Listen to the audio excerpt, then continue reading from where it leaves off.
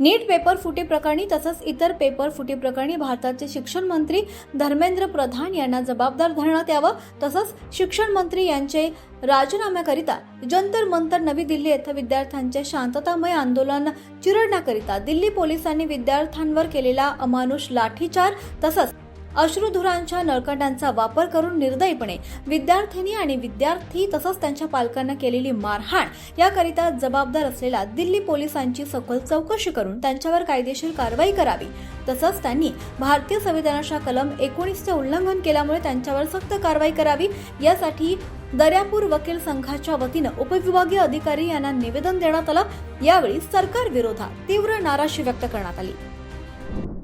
मी advocate विद्यासागरजी Wankhede, सदस्य दर्यापूर वकील संघ दर्यापूर। गेल्या 2 महिन्यापासून सतत पेपर फुटत आहेत आणि नीटचा सुद्धा पेपर फुटला होता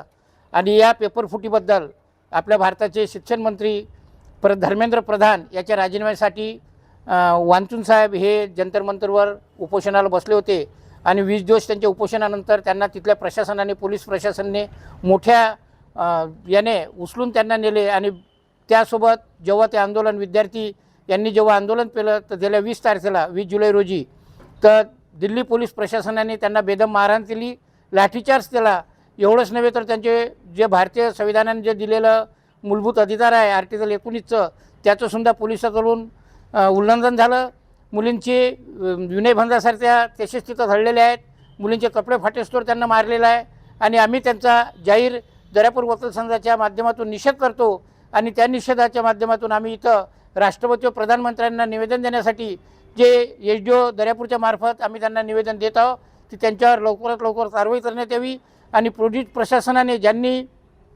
तिथं लाठीचार्ज केला, अश्रुधूर सोडला त्यांच्यावर कारवाई होईल यासाठी आम्ही या निषेध करत आहोत। पाहत रहा फक्त जनविकास न्यूज, सत्य, संघर्ष आणि जनतेचा विश्वास।